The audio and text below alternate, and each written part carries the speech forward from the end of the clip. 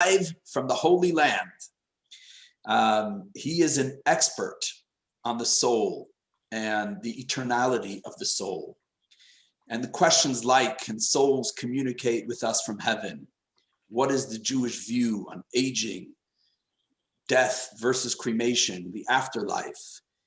And I know in my own personal experience, I've had many conversations with people thinking about what happens after death, and certainly the decisions that they have to make for themselves and for loved ones. And thinking about that with the language and with the insight of the Torah and with an incredible teacher that Rabbi Doron Kornbluth is, I think will give us at least pause and hopefully elevated insight. Rabbi Doron Kornbluth is an international speaker, best-selling author. He is the author of Why Be Jewish? Raising Kids to Love Being Jewish, and finally, Cremation or Burial, a Jewish book, a Jewish view. He's also the creator of the gorgeous coffee table book, Inspirational Israel, amongst other works. And he speaks around the world. And today we have the incredible pleasure of having him live from the Holy Land. So good evening or good morning. I'm not even sure what time it is out there. Doron. Thank you very much. It's so nice to see you, Rabbi. Hi, everybody. Can I just get a thumbs up if you can hear me clearly? All right, so nice. So yes, Rabbi, it's early in the morning here. It is 2:35 or so a.m. in the Holy Land. And I've discovered something doing these Zoom talks in the last year that, you know how they say that, dog is man's best friend? Everybody's heard that phrase, that dog is man's best friend. That is not true. Coffee is man's best friend. So if you're feeling bad for me, don't. I actually slept 4 hours. I'm up and raring to go. I'm caffeinated. Everything is great over here. So it's nice to be with you. I had the pleasure of visiting, was it once or twice? Or I forget, if it was, it's been a few years. But 2 times. I want to stop you for a quick moment because I want to make sure, I apologize. I think it was twice, but if you have questions for Rabbi Kornbluth as the evening goes on, if you can privately chat them to me, and hopefully there'll be some time after the talk where I'll pose the questions to you, Rabbi Kornbluth.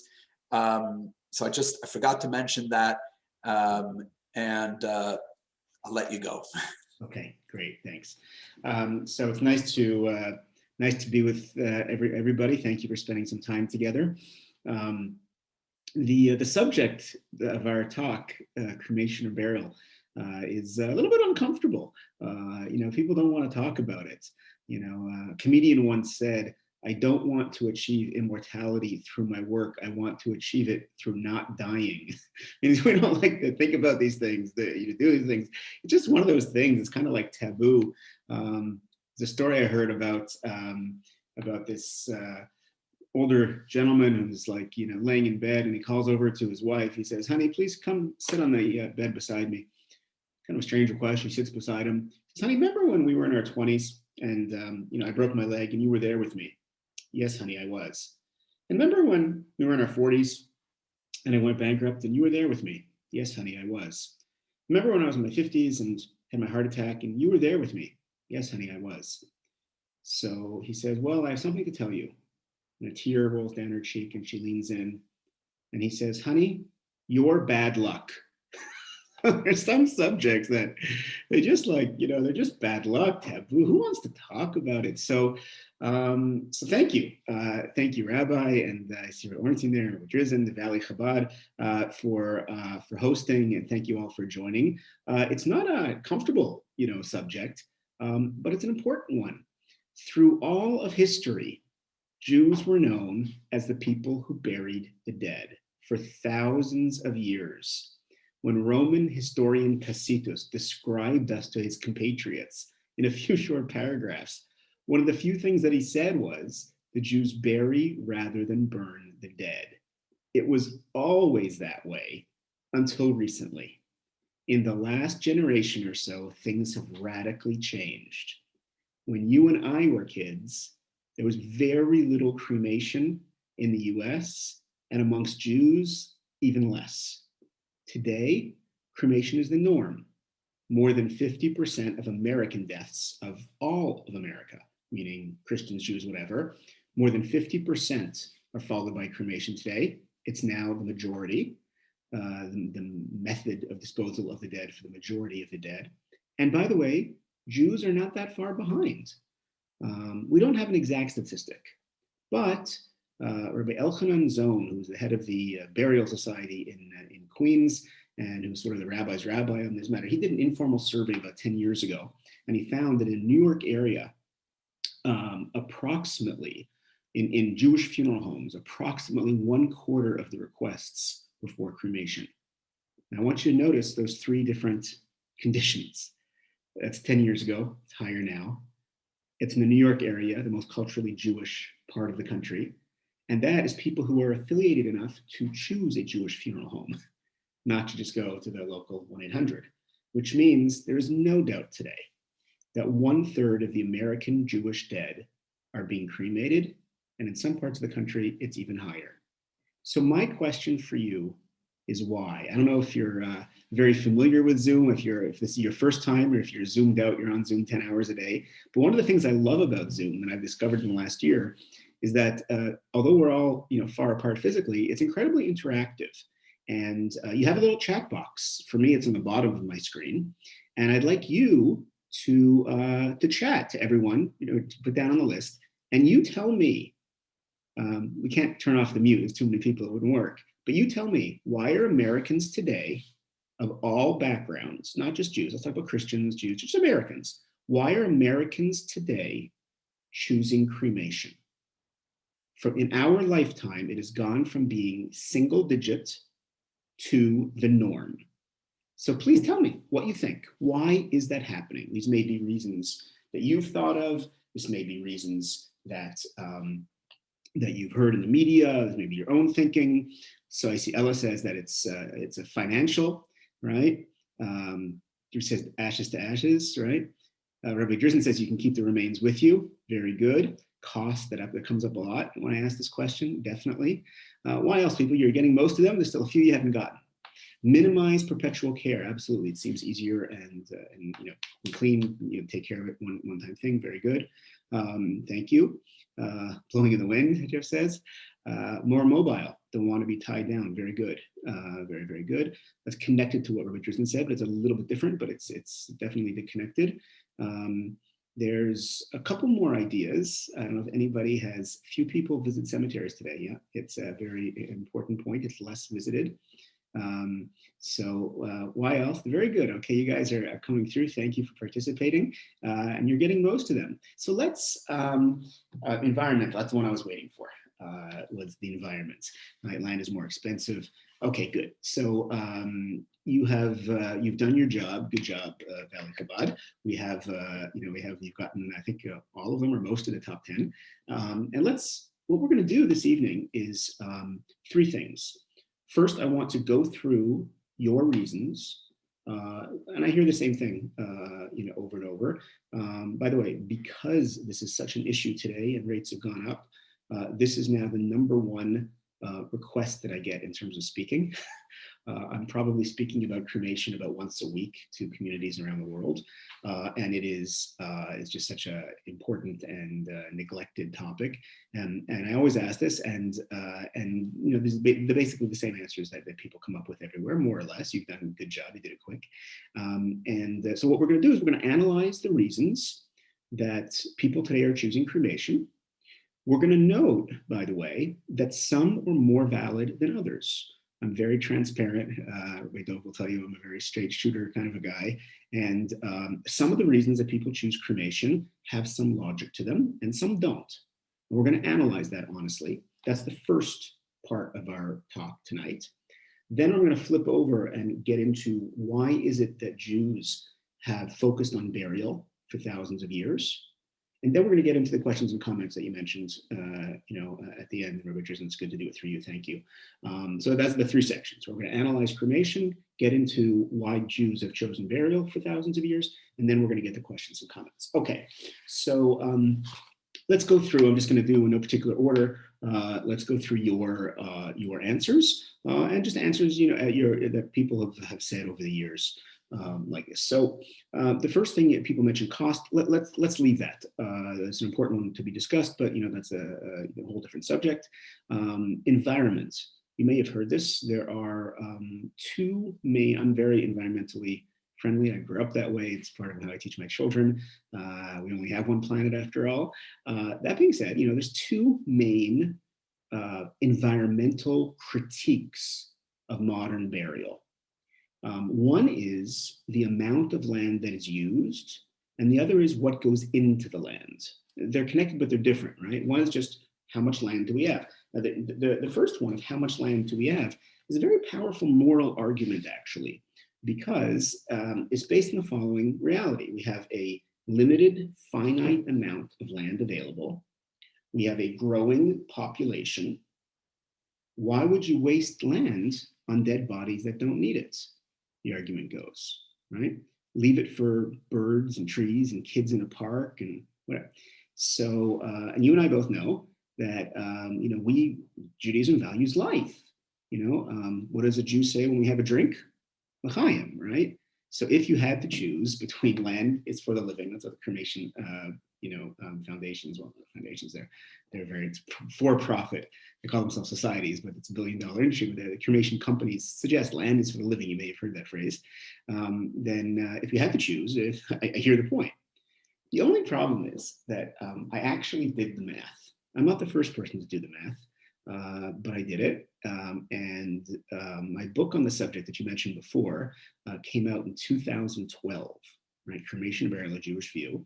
And I've been speaking about it for years all around the world, and the book's been out. To my knowledge, the numbers have never been argued upon.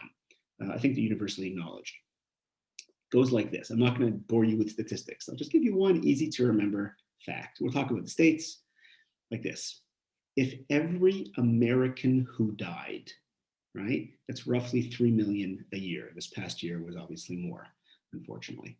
If every American who died, and I'm not talking about everybody, 3 million a year, were to be buried, get this, it would take 10,000 years to use up 1% of America's landmass.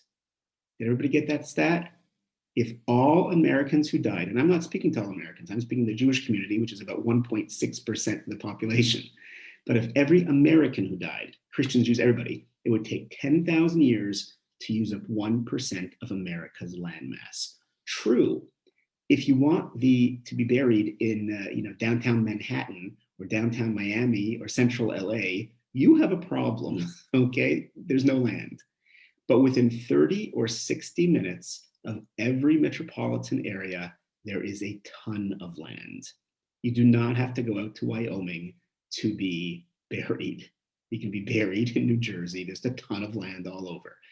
If you doubt me, next time that you fly, when we're allowed to fly again, after the plane takes off, look down. There's a ton of land. By the way, this is true in North America. This is true in South America. This is true in Europe. This is true in Africa. This is true in Asia. This is true in Australia. There's only 3 places in the world, to my knowledge, that this isn't true. And that is Singapore, right? That is Hong Kong and parts of Japan. And by the way, there are solutions there. So again, there's I see that somebody said that Arlington is running out of land. It's actually expanding, and there's a lot of other military cemeteries. But the point is that there's a ton of land for cemeteries. There's a ton of land. Burial takes very, very little land. By the way, serious environmentalists don't even mention this issue, right? Because it's not one. The more serious environmental critique of burial, of modern burial, is not about the amount of land. That's really not an issue. It's about what goes into the land. There are 2 problems of what is put into the land in modern American burials. Number 1, metal caskets. Tremendous amount of metal, Golden Gate Bridge after Golden Gate Bridge. You have to make it, forge it, put it into the ground. It takes hundreds of years. It rusts. It's terrible for the environment. The other thing, embalming. For those who aren't aware, to talk about burial and cremation, so you probably guessed it wouldn't be so pleasant. Embalming is when they remove the liquids, primarily the blood, from a body and replace the liquids with preservatives. By the way, formaldehyde is still the #1 choice. Okay, it's a preservative. And gallons with every burial, it's going in and it's seeping into the ground, and it is legitimately horrible for the environment. So there is no question that modern American burial, right, with metal caskets and embalming is really bad for the environment. Does anybody notice anything that these two factors have in common? Metal caskets and embalming? Rabbi, you're not allowed to answer. Anybody notice anything? They're not. I see people smiling. They're not Jewish. We don't do either. Judaism insists on simple wood caskets. Simpler the better. Pine box. They put a few holes in the bottoms that the body actually is connected to the ground. By the way, here in Israel, when one carries the body in the cemetery, it's in a casket. But when it's actually put into the ground, there's no casket at all. Caskets are reused here. It's just put in burial shrouds, right? It's put into the ground. We don't allow metal caskets. We want it to be simple wood, biodegradable, go back to earth naturally. And we certainly don't allow embalming. It's considered a desecration of the body. By the way, if you are wondering why, and if you have a masochistic streak, I suggest that you go on YouTube and look at an embalming. You'll understand within about 10 seconds exactly why we don't do it. Okay, it's not complicated. Okay, so Jewish burial has always been considered a model of environmentalism. Environmentalists are not in favor of cremation. Cremation uses a tremendous amount of fossil fuels. We're all getting rid of our cars and buying hybrids and buying Teslas and going electric. And suddenly you're going to spend hours burning up on fossil fuels, these millions of bodies. It uses a tremendous amount of energy. And get this, cremation releases toxic chemicals into the air. If you are my age or older, and if you have any fillings, if you have a filling in here, you probably have mercury in your teeth. Younger people are not using mercury anymore. But for our generation and older, they did use mercury. Terrible for the environment. There are many municipalities that don't allow crematorium to be beside schools. Ask yourself why. But a month ago, the city of Los Angeles passed I think it was in the paper, you can Google it, temporarily relaxing the rules on crematorium because there's so many deaths, unfortunately. And they have rules on pollution a crematorium can produce against air pollution, and they had to relax the rules and allow extra pollution because there's so many bodies waiting in line, for days and days. The point is that environmentalists are not in favor of cremation. Environmentalists are in favor of what's called green burial.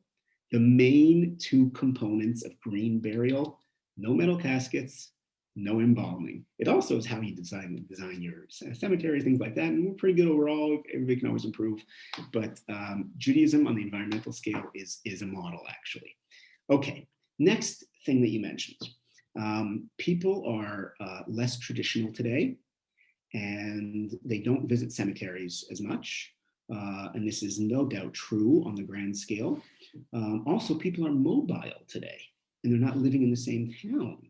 It used to be in the old country that you would have a family plot, and generation after generation would be in a kind of beautiful idea, it'd be in the same place together. Today, you have, the grandkids are in one state, and the kids are in a different state, and the grandparents are in a different state. Like, where am I going to be buried? I gave a Zoom talk to a community in Florida last week or 2 weeks ago, and Florida has very high cremation rates. One of the reasons being there are so many retirees in Florida. And people say, where am I going to be buried? Everybody I know here is in the retirement community, and they're already dead or they're going to die soon. I haven't lived up in New York and New Jersey for 20 years. I'm going to go back there. I don't know anybody there anymore. My kids are out on the West Coast, and How long are they going to be there? Like, nobody's going to visit my grave, so why bother having one?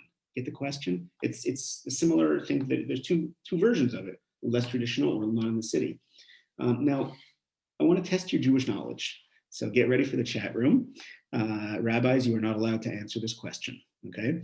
There's two very famous burials in the Bible, right? Toward the beginning of the Torah, the beginning of the Bible, Abraham buries Sarah. That's in Hebron, right? The cave of Machpelah, which is still visited to this day. And at the end of the Bible, God himself buries Moses, right? So one of the things that you didn't mention in your bio is in my previous life, my side job is that I'm a tour guide in Israel. Obviously, for the last year, I haven't been doing any guiding. I guide families and communities in Israel. I also take trips to Poland. So we're going to do a true or false on this, on my guiding background. Okay, ladies and gentlemen, true or false? The number one place that I love to bring tourists in Israel is the grave of Moses. Thumbs up for true, thumbs down for false, or put it in the chat. Is it true? I love bringing people to the grave of Moses in Israel, or is it false? I see people saying false, thumbs down. Oh, you guys are good. Okay, so there's two ways that you could have known that it's false. Number one, Moses is not buried in Israel. Remember, he never made it in, right? Martin Luther King Jr. uses the imagery. I have gone up the mountain and seen the promised land, right? That's taking the words from Moses. He's on what's now called the country of Jordan, looking in. Long story as to why he wasn't allowed in. And the second thing is that we don't know where he's buried. The verse makes it very clear. Commentators explain that he was such a great prophet that God did not want his place of death to become a place of idol worship, as if he was some kind of God. So God hid the place of his burial. So here's my question for you. Has anyone ever visited the grave of Moses? And the answer is no. In 3,300 years, no one has ever visited the grave of Moses. And yet, we know archaeologically that 3,300 years ago, there was plenty of cremation. It was the norm, actually. Yet God did not choose cremation. Because we, in our modern minds, we associate two things: having a grave and visiting a grave. And we conclude that if no one's going to visit the grave, then there's no point in having one. But the Moses story makes the point. These two things are completely separate, actually. Visiting a grave, I think, is a beautiful thing. By the way, there's no obligation to visit graves. You don't have to go. Right? I actually like going to graves. I'm not a weirdo. I don't go every day. Don't worry. But my parents are still, they should be well. They're in Montreal, and it's where I grew up. And when I go back to Montreal, there's a family plot, and I go to both sides, the grandparents. That means something to me. Except in like February, then I don't go. Montreal cemetery, get stuck there. You'll never see me again. But there's if you like going, if you connect to it, beautiful. If not, you don't have to. But having a grave and visiting a grave are completely unrelated, as Moses' story shows. Even if nobody visits a grave, having one is important, as we will learn. Right? By the way, when people talk about people are less traditional, it's actually surprising that very, very often you have one grandkid or you have descendants or one kid that at some point in their life gets into genealogy, Jewish history, family connections, gets a little more traditional, and they want a place to visit, and the cemetery means something to them. It's actually surprising how often this happens. But even if it doesn't, right, having a grave is important, as we're going to learn. Other reasons that you gave for why people are choosing cremation. You can take the remains with you. So like this. So let's say first generation. How many urns do they have? Well, they have 2 urns, right? Next generation, they get passed down, right? How many does the next generation have? Next generation? Next generation? My point is that our lives and our homes are not meant for the long-term care of cremated remains. They don't last that long anyways. At some point, people get rid of them. They're dumped in the ocean, or they're dumped in the park, or they're dumped in the garbage, or whatever. So the mobility thing, true, it's nice to have them in town, but how often do you visit a cemetery? Anyway, if you want to bring parts of your loved one with you, that's what like memories are for, or a painting is for, or clothing or jewelry, or we have all different kinds of mementos. You may be aware of the Jewish law that a priest, a Kohen, is not allowed in a cemetery, right? In normal circumstances. Everybody's heard this idea, right? The Cohens don't go in, there's a separate place for them. And so, a Kohen is sort of, because Kohanim are supposed to work in the temple, and there's a higher level, so they have to be more connected to life, they stay away from death, right? So, a Kohen can actually pick up and carry a thing of cremated remains, meaning we tell ourselves this is the person. It's not the person. It has nothing to do with the person. There's no DNA left. I checked this with scientists and forensics experts. There's no DNA left. A cremation is at such a high level of heat, you can't tell the difference between one person and another person. It's gone, right? It's not taking the person with you. There's other ways of remembering a person, as we should try to. Okay, we're going through the reasons that you mentioned. Some said that it implied that it's sort of quick and easy. I'll tell you the story. I was never into the subject. Rabbi Drizzen, when I first met you, if you remember, I didn't even have a book on this subject. My topics have always been very, very positive identity topics. I have a book called Raising Kids to Love Being Jewish. I speak to parents and grandparents about raising kids to love being Jewish. I didn't mean for you to go and get the book, Rabbi, but thank you. I have why marry Jewish and young people, why it's important to marry Jewish, whether born Jewish or converted. I have a book called Why Be Jewish, a book on Israel, Inspirational Israel. It's a beautiful coffee table book. I was never into the subject, and I'm on a speaking tour in Florida about 10 years ago. And I open up a Jewish newspaper, and there's an advertisement for a Jewish funeral home offering Jewish cremations. And I was in shock because I'm like a traditional Jewish boy from Montreal. I didn't know there was such a thing as Jewish cremation. And I started getting into the subject, and I spent about 3 years researching it. And I did so much research. I talked to funeral directors. I got the blueprints of crematoriums. I got the environmental results. I read everything on the subject. And the result was my book on the subject, Cremation and Burial, a Jewish View, and these talks. And I want to share with you the number one surprise that I had in my research. Before, 10 years ago, before I got into this, I had no knowledge of the subject. And the biggest surprise is that I had always assumed that cremation was something like a microwave oven, right? You put the body in, you press the button, 30 seconds, 60 seconds, 5 minutes later, the ashes come out, maybe in an urn already, who knows? So ladies and gentlemen, forgive me, but it needs to be said, that's simply not true. The typical cremation of a thin person is 60 to 90 minutes. If, like me, COVID has done a number on you and you are overweight, as I think like 2/3 of Americans are, it's 2 to 3 hours. If your BMI is 30 or above, technically in the obese category, unfortunately I'm heading in that direction, got to start exercising again, it's been a hard year, then it's 3 to 4 hours. During those hours, the body is not calm and placid.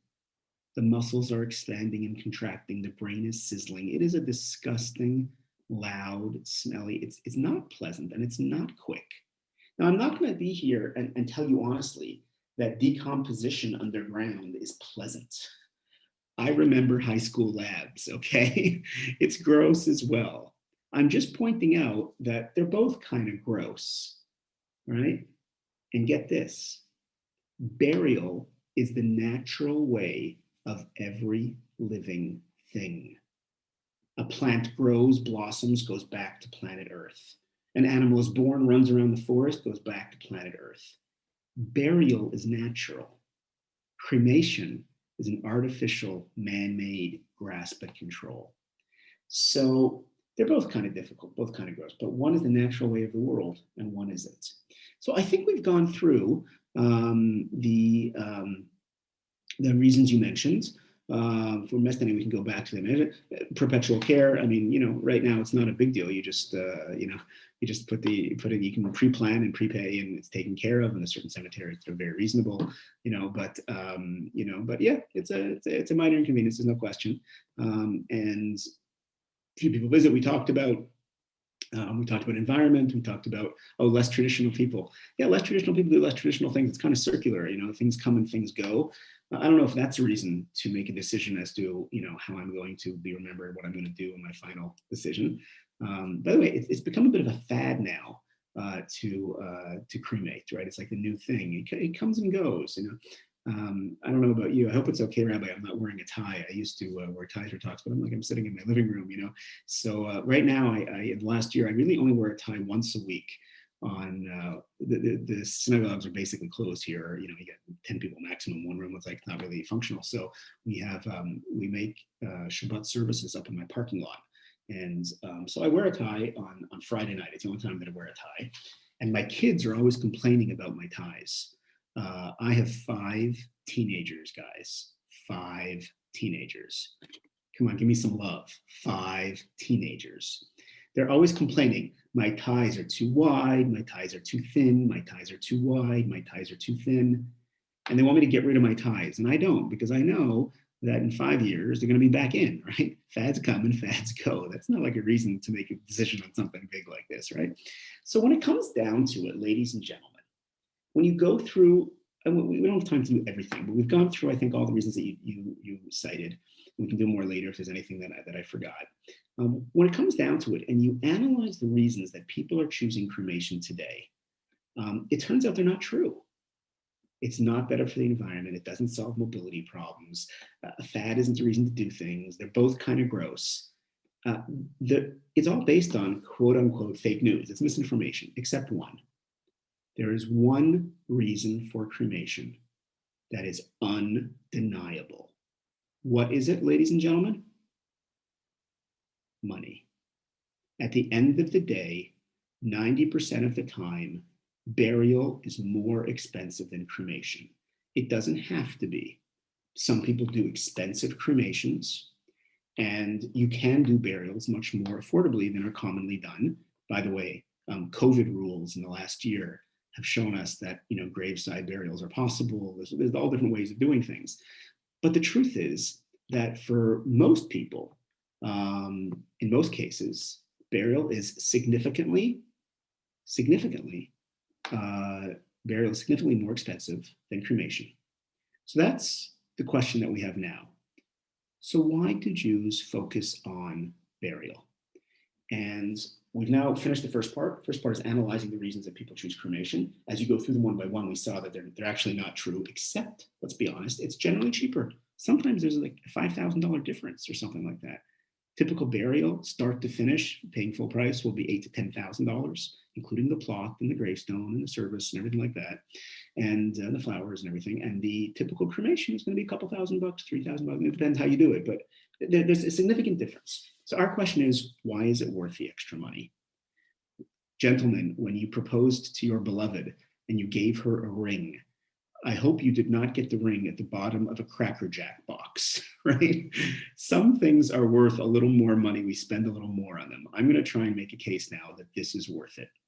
We're going to move quickly because I want to leave time for questions and comments. I will give you resources at the end. Okay, we'll have questions and comments. You'll talk to your rabbis, and I'll give you some resources. But let's go through some of the main reasons why, in my opinion, my humble opinion, Jews have focused on burial. First reason. In the Kovno ghetto in World War II, there was a rabbi named Rabbi Ephraim Oshry. Rabbi Oshry actually survived the war and moved to New York. And he told the following story. One day he's in his little room in the ghetto, and a Nazi SS officer barges in, blonde hair, blue eyes. The rabbi thinks it's his last day of life. And the Nazi officer starts speaking to him in perfect Yiddish. Rabbi, I'm a Jew. I look the part, I have fake papers. This is how I'm surviving, right? He said, I'm not doing anything bad, God forbid, I'm in a back office filing papers. This is how I survive. But Rabbi, I'm a very sick man. I only have a few weeks to live. And I know what they're going to do to my body. They're going to bury me in a Nazi cemetery with a Nazi cross over my body, surrounded by other Nazis. Rabbi, for a few months, to survive the war, I'm doing this. But forever, I can't.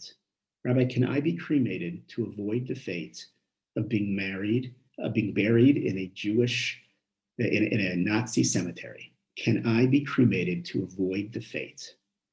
And Rabbi Oshri gently said to him, my dear, dear child, no, you can't. What they do to us is beyond our control, but a Jew must do whatever he or she can to have proper Jewish burial. In normal times, that is in a Jewish cemetery, that is with the proper prayers, that is the little bit of earth that is put into the grave from the land of Israel, that is with the cleansing of the body, the tahara.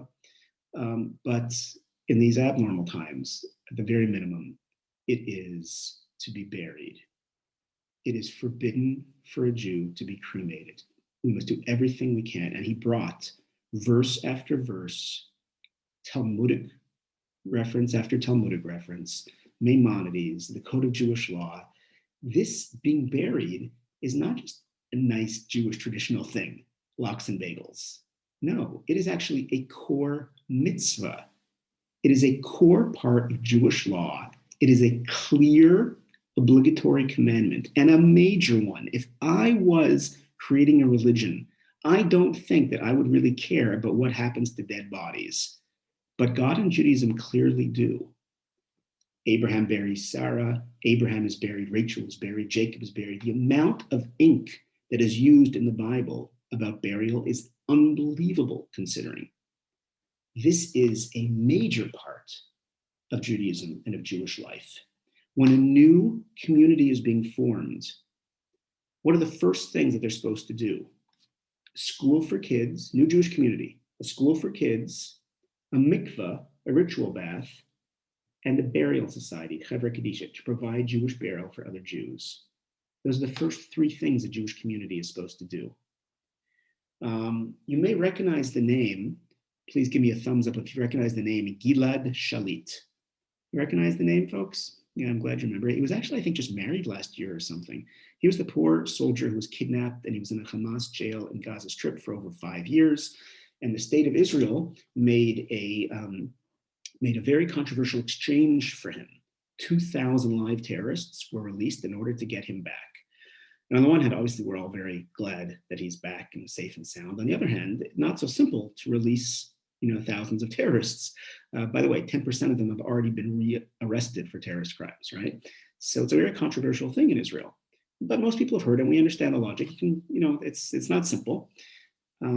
What's less famous is that several times in the history of Israel, the state of Israel has exchanged hundreds of living terrorists to get back dead bodies, people who we knew were dead. By the way, you can be for or against that decision. I'm just making the point that we do it. First reason that Jews are big on burial and always have been, it's a core part of who we are. It's a commandment, a core part of our religion. Next, and we're moving quickly. We don't have time for questions and comments. Next, anybody here seen in a Jewish burial, God forbid the mourners, the remaining close relatives, they do something called tearing kriya. Have you seen this? Where they tear the clothing, right? It's the outer garment for a person. It's usually done at the cemetery. The phrase tearing kriya, by the way, is double. The word kriya means tearing. So like tearing a tear. By the way, I don't know what's happening in New Jersey these days. In many parts of the country recently, in the last decade or so, I've noticed that some funeral homes, they'll provide for the mourners a little ribbon, right? And they cut the ribbon. Okay, it's a nice sentiment. I know it's coming from a good place. Just so you know, interesting piece of knowledge. That's actually not the idea of the tradition, right? The point is, it's supposed to be painful. It's supposed to be my clothing. It's supposed to be real. And the person sits shiva like they're sitting with a torn clothing, identifying who they are. I'm torn. Life does not go on. It's not a ribbon somebody gave me that I'm going to throw out. It's my clothing, right? So I want you to imagine the following scenario. When a person dies, the planet itself tears kriya. A wound is opened up in the fabric of the earth. It's not normal. There's a hole there. There's a pile of dirt there. We see it's wrong. It's painful. And yet, slowly, lovingly, the body is lowered into the grave. dirt is placed on top of it, family, friends, community, healing begins.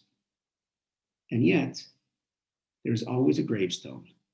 There's always a scar on the face of the earth. The person is not forgotten. The earth itself tears Kriya. I don't know about you, for me, it's a beautiful image. And what it teaches me is that healthy societies need to experience death and healthy societies need the presence of the dead. In the modern world, I notice there are two contradictory things that we're doing about death. On the one hand, some people want to speed the whole process up. That's cremation. That's instead of 7 days, let's do 3 days, let's do 1 day, let's do an afternoon, right? Do a 1-800 number, just get it over and done with.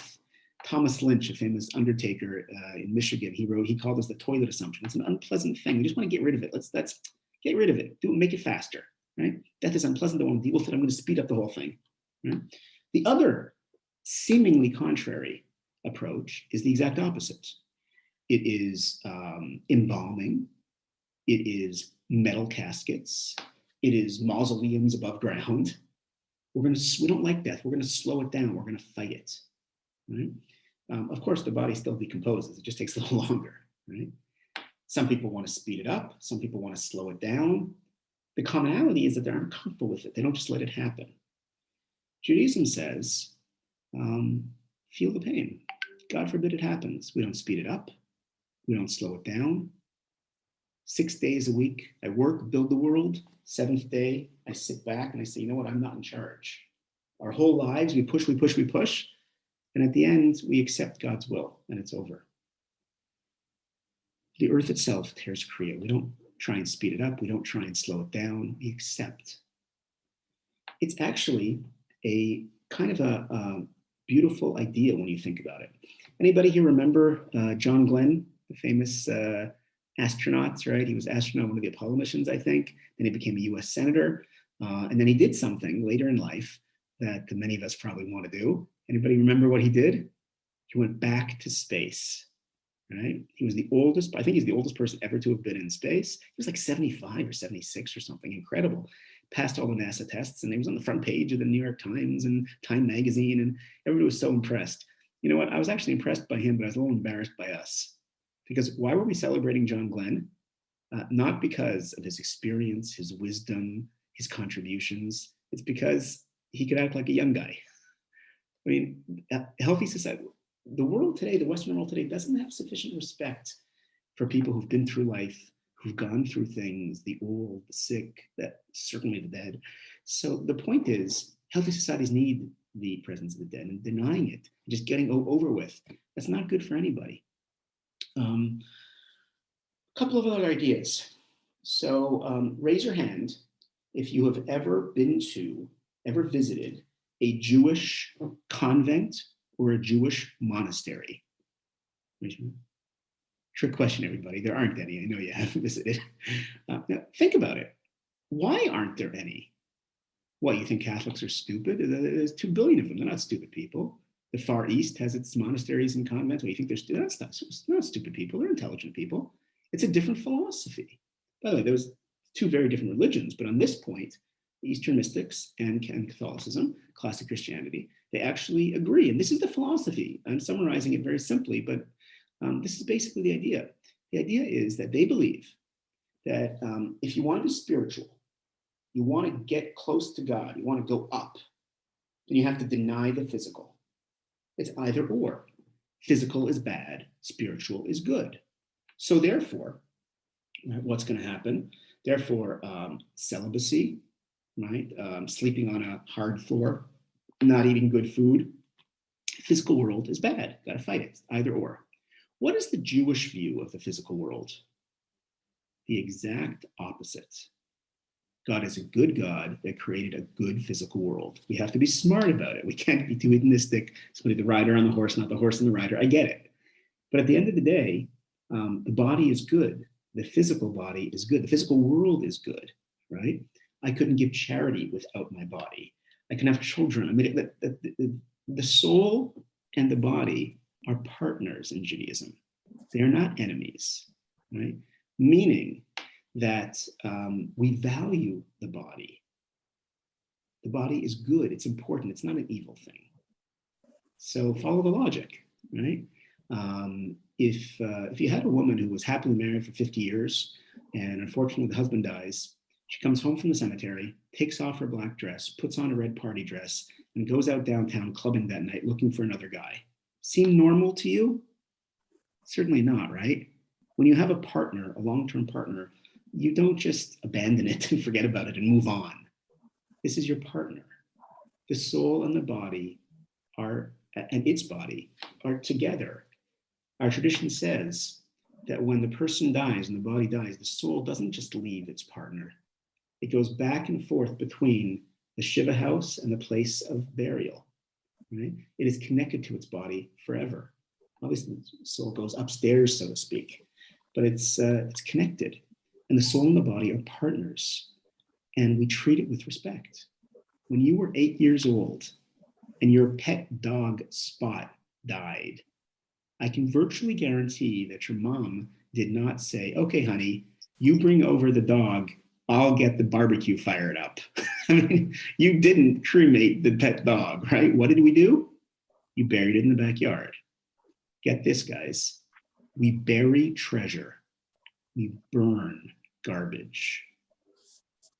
The body is good. We bury treasure. Remember when those Torah scrolls were like irreparable after Hurricane Katrina, you know, in New Orleans, and there were the big ceremonies about burying Torah scrolls, right? They're holy. Well, we're holier. It doesn't matter if you're a man or you're a woman or you're old or you're young or you're sick or you're healthy or you're learned or you're not so learned or you're practicing or not so practicing. The human being is even holier than a Torah scroll. Like we bury it. If you can fix a Torah scroll, you fix it. But if you can't, you bury it. All the more so a person. So when you think about it, we went through the reasons that people choose cremation today. And they all fall away. It's not that if the environment doesn't solve mobility problems. The one thing is cost, that in general, burial is more expensive. And what I've tried to do is to make a case as to why it's worth the extra money. By the way, I'm a big fan of pre-planning and pre-paying, right? And if you add it up over the years, we're talking it's an extra coffee like every week. It's not a huge difference in the long term, just do the math. And by the way, you know, and there's a reason why I'm very much into pre-planning and prepaying. I suggest that you have it very clear in your documents, in your wallet, whatever, you know, when my time comes, you know, should happen for a long time. You know, this is, you know, the name of the Chabad rabbi. This is his phone number. This is his Instagram. This is his email. This is his home address. All final decisions are going through. Make sure it's all done according to him. And the life issues and, you know, and burial issues. And pay for it because, you know, it should be a time that the family comes together. And when you don't figure it out and make your decision clear, you know, I want to be buried. I want to be buried according to Jewish tradition, and it's already paid for. And then the family can come together. But if you don't, then the kids end up fighting about it, and it tears a family apart. So, and these are some of the reasons that we've talked about. The idea that this is core to Judaism.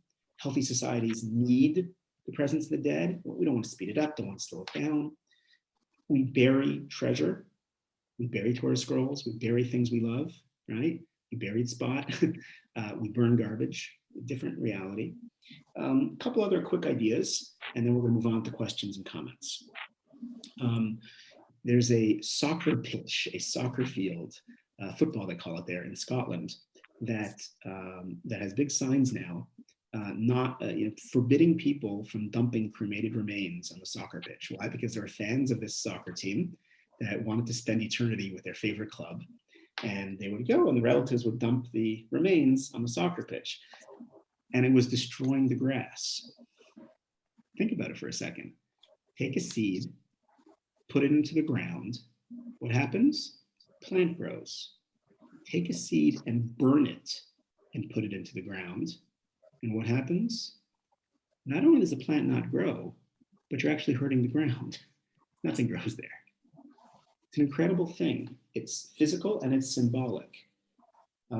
There is something after. People always say, how do you know this? Well, I'll tell you, like, I have kids, many of you have kids. A good parent doesn't like, just like give birth and like say, okay, kid, you're on your own. Like, a good parent teaches the kids what they know and tries to prepare them for what they're supposed to be doing in life, right? As best we can. So, God is a good parent and didn't leave us completely without, he gave us direction. We don't know everything, but we have been taught quite a bit.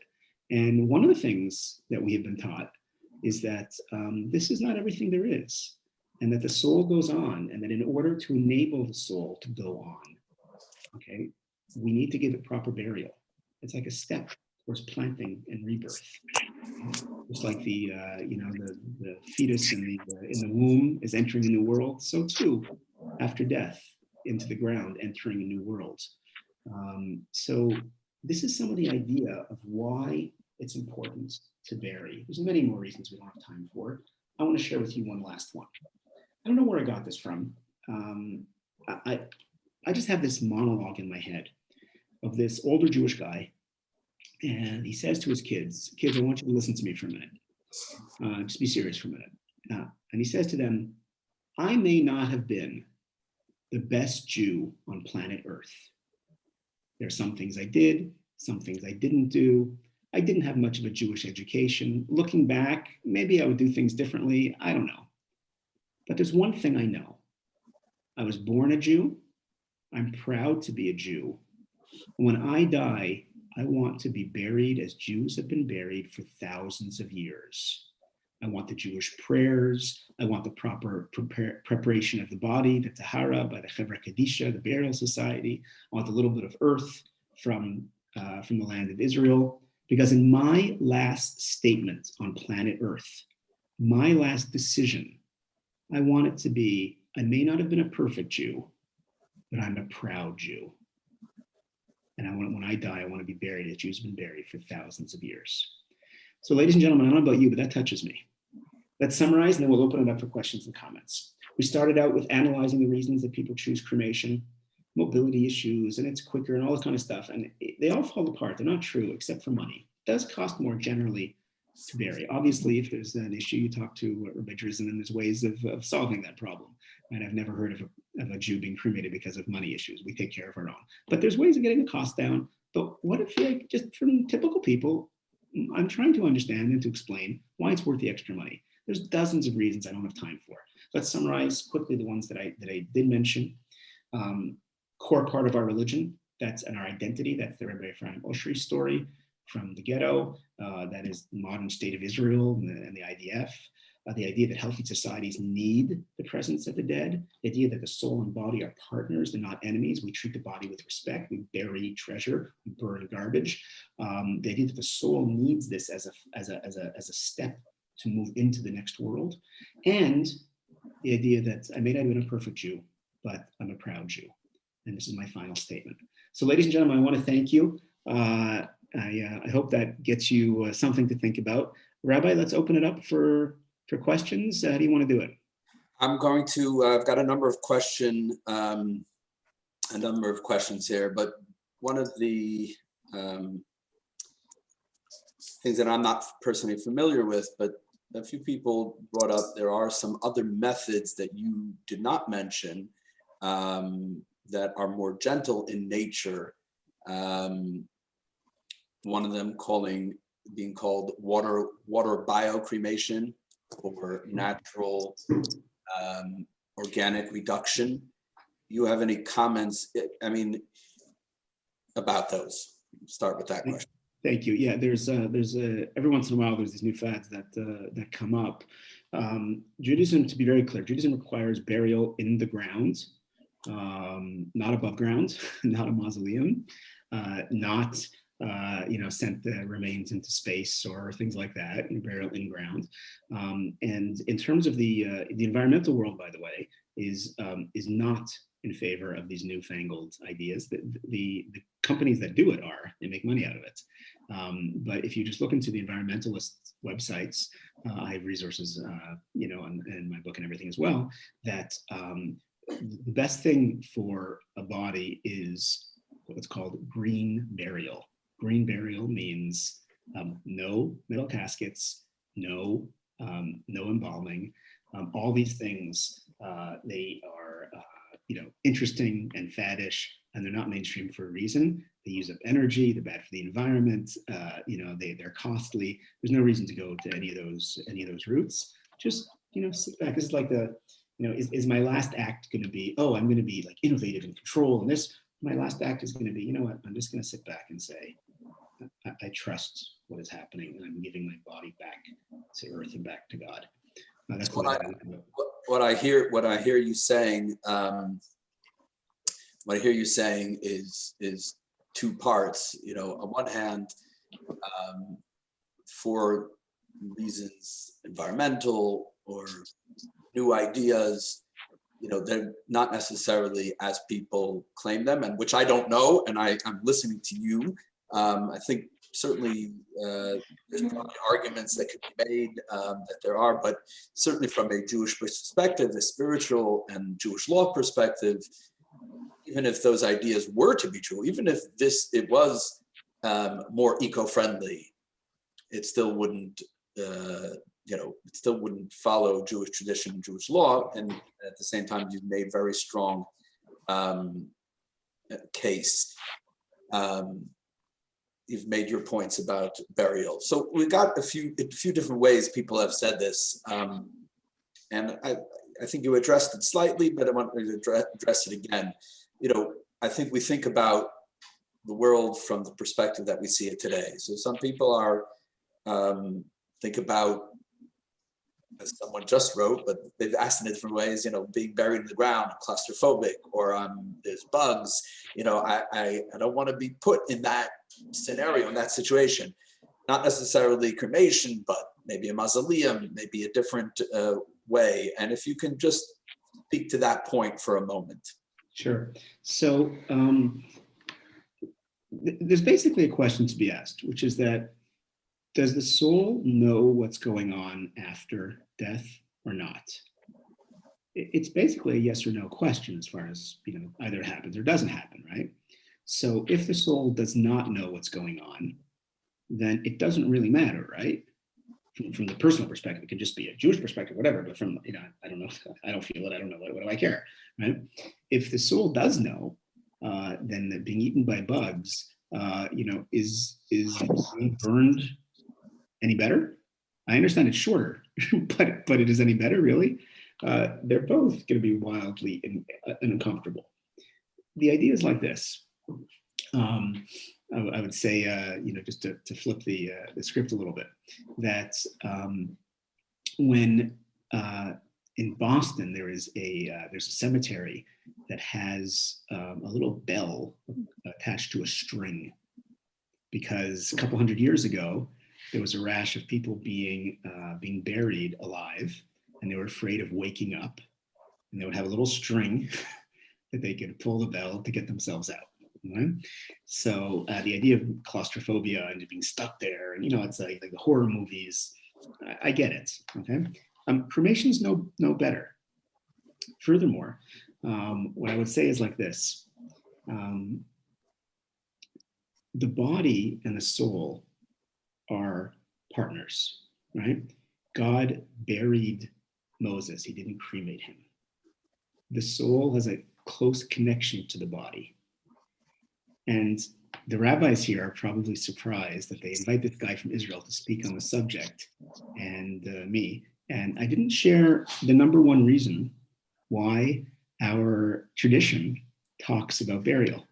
See, Richardson is smiling a little bit. The number one reason, I didn't mention it. Anybody know what it is?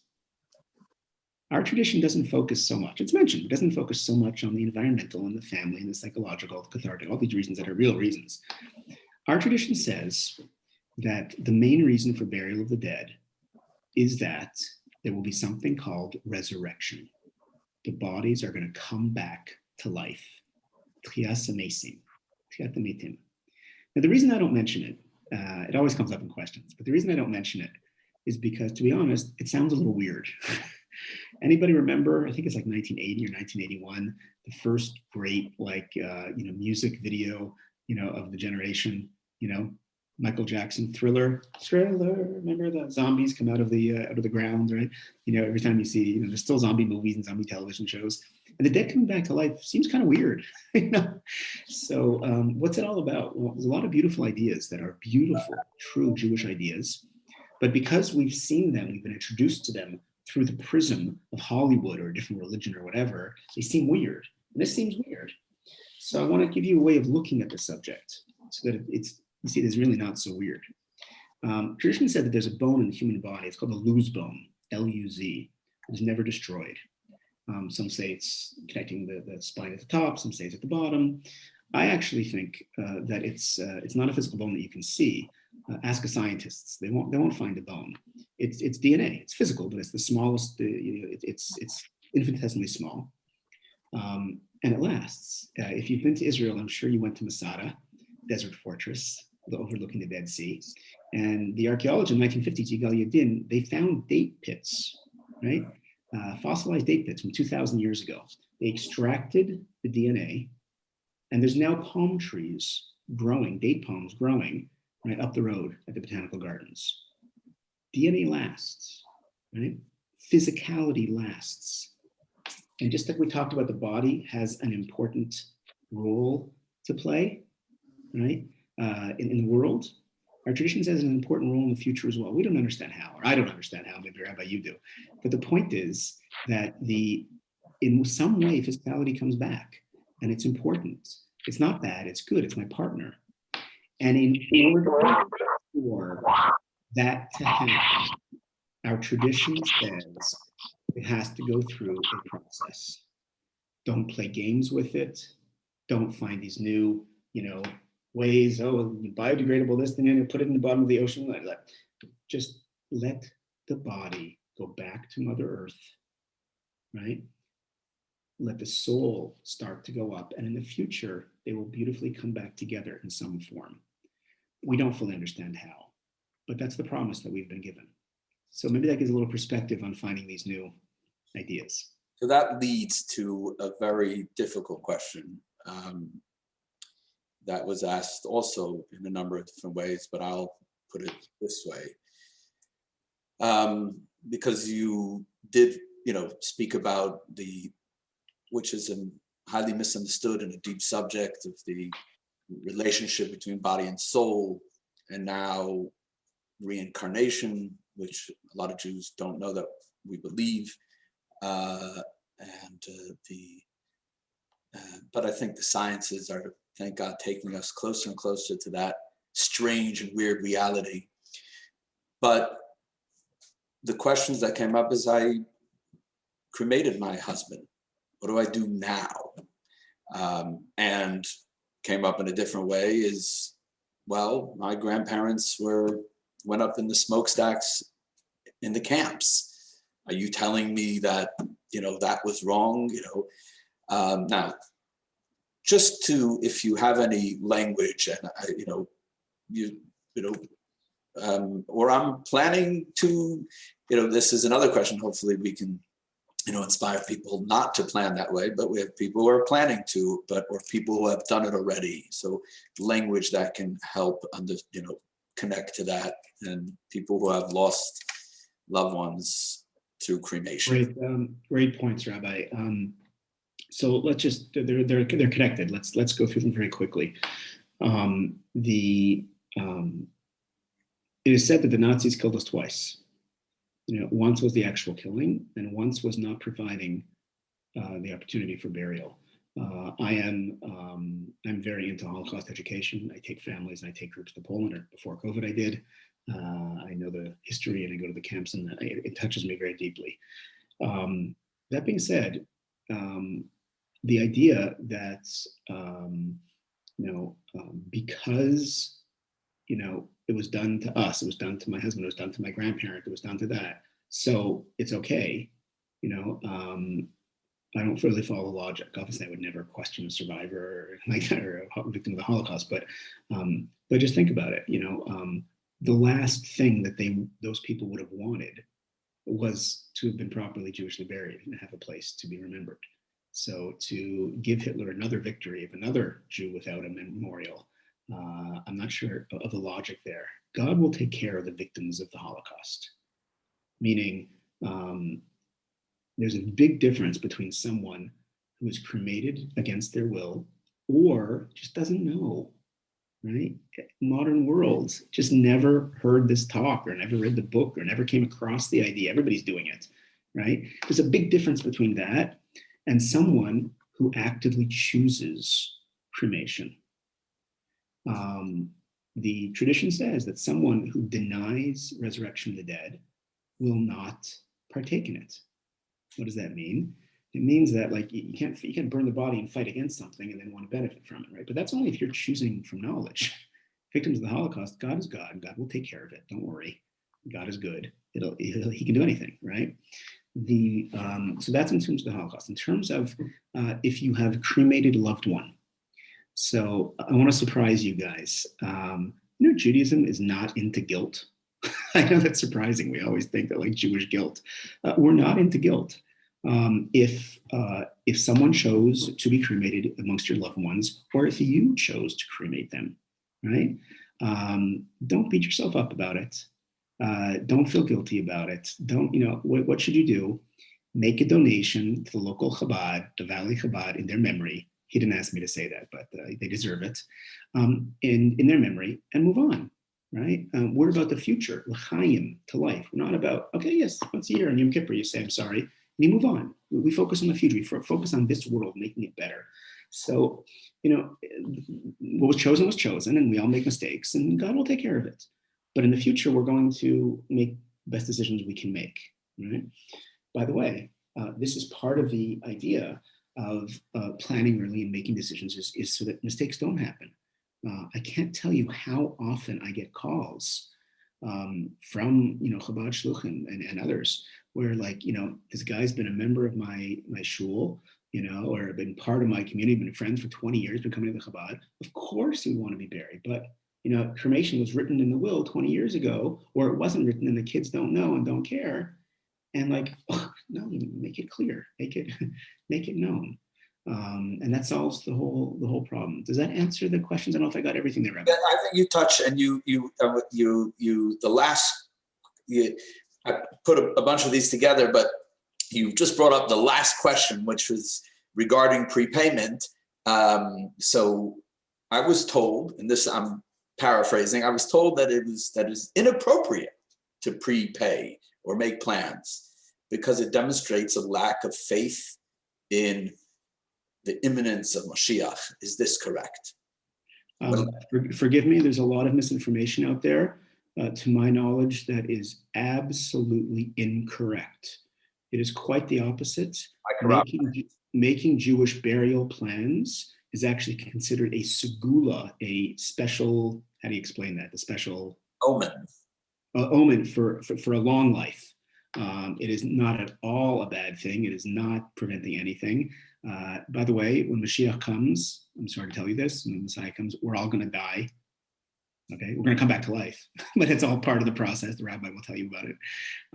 So there's no issue. What? You're getting stranger and stranger. I know. All these Jewish unknowns.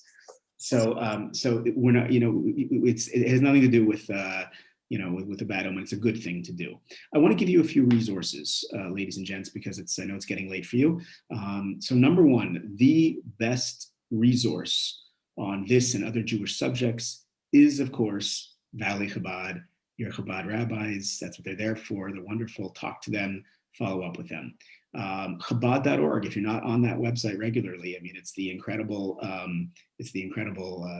fountain of Jewish knowledge. And Chabad.org has a ton on this subject and other subjects, obviously. On this subject, it has a video of me and it has articles, but it's got a lot of other people speaking as well, a lot of other approaches. If you want a quick reference for someone who just wants the quick ideas, there is a website called peacefulreturn.org. P-E-A-C-E, peaceful, F-U-L-R-E-T-U-R-N.org or .com. Maybe I'll put it in the chat right now. And Peaceful Return is just on this. It's very easy, very quick. It has a lot of my material and other people's material. It's got a short 4-minute video of somebody's thinking about it and you want them dramatic video. It's really got good things there. My book, of course, forgive me, is Cremation or Burial, A Jewish View from Mosaic Press. And if you want other people to think about it, have it on your table, give them a copy, say, listen, I don't want to butt into your life or your death, but I just heard this talk and won't you please, just think about the subject. And of course, the main thing is to be talking to your rabbis and to follow up and think about it. Use this as an excuse for that. Anything else, Rabbi? Any final thoughts? My final thought is that this is, sometimes you have to go to the most difficult place to once again appreciate the blessings and the good, even with the challenges. And we are about to enter into a new Jewish month. Tomorrow night, Thursday night, Friday, Saturday is the month of Adar. Mishenichnas Adar, when the month of Adar enters, it's a time to increase in joy. And the greatest gift really that Judaism focuses on and celebrates is not thinking about our death, although as someone wrote very well, pre-planning is very kind and very sensible, and it's a good thing to do, and it puts you at peace, it puts your family at peace. But then focusing on life and focusing on joy and focusing on community and connection, the opportunities that we have to live a meaningful and purposeful life. And so it's a great time to have this talk, Rabbi Kornbluth, and I think there's a lot to learn. And now we can focus on joy and on living. And with joy, you break through a lot of boundaries. So hopefully we break through our masks, the figurative and the literal masks. And this month is a real breakthrough. Break on through to the other side, not to that side, but to the other side of COVID, and in good health and blessings. I want to thank you, Rabbi Kornbluth, and I do want to once again mention Dr. Edith Eger, who is coming on March 18th. She's a Holocaust survivor who wrote 2 incredible books and is just an incredible inspiration for life. So join us. There are a number of other classes, a great pre-Purim class and other events before. And it's so wonderful to see all of you. Have a great evening, and do reach out, rabbi@valleychabad.org, or call me anytime and we can further discuss. Rabbi Kornbluth, I hope the coffee wears off. Yeah, I was just thinking, if all of your questions are finished, my question is, what do I do now? It's 3:45 in the morning. I'm fully awake. We're in lockdown. I can't do anymore. Go read Cremation versus Burial. It'll put you right to sleep. Pleasure, everybody. Thanks. God bless everyone. Thank you. Good night. Good night, Elise, Dennis, Elizabeth, Hortensia, Diane.